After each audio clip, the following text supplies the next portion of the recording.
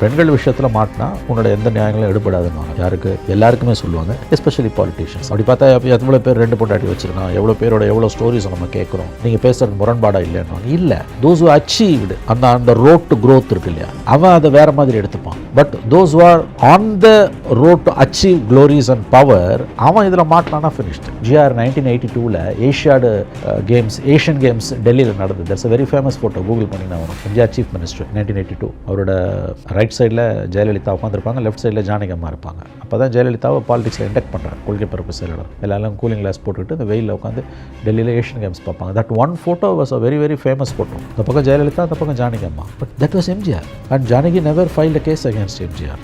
And look at Kalaignar. Janaki இவங்க ஜெயலலிதா இருந்தாங்க, ராஜேத்தம்மா இருந்தாங்க. ஓப்பனாகவே தான் இது பண்ணாங்க. But at what stage? After you achieved. But your at preliminary ஸ்டேஜில். ஸோ இந்த அளவுக்கு இந்த டிஸ்கோர்ஸ் வந்து கீழே போகிறதுன்றது.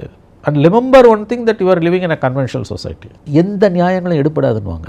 ஒரு அரசியல்வாதிக்கு, நான் பல தடவை கேள்விப்பட்டிருக்கேன், நான் ஒரு அரசியல்வாதிக்கு வந்து திரும்ப திரும்ப சொல்கிறோம், வாக்கு வங்கி அரசியல் இருக்கக்கூடிய ஒரு அரசியல்வாதிக்கு, however powerful, however charming, however influential he may be, if he has been caught in a women's issue, அவனோட எந்த நியாயங்களும் எடுபடாதுன்னுவாங்க.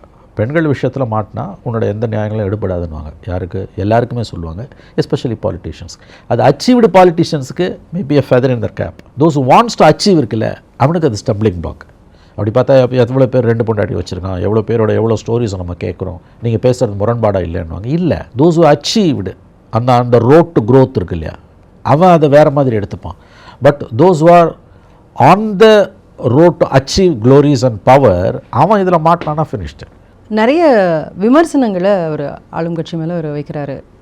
இருக்கக்கூடிய மோசமான ஆட்சிகள்லேயே முக்கியமான ஆட்சின்லாமும் சொல்கிறாரு.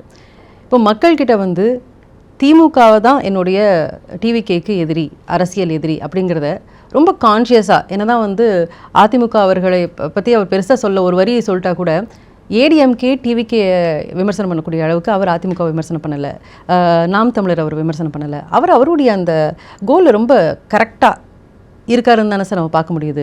எனக்கு டிவிகேக்கு டிஎம்கே தான் எதிரி, அது ரொம்ப கரெக்டாக அவர் வந்து சொல்லிகிட்டே தானே சார் வராரு.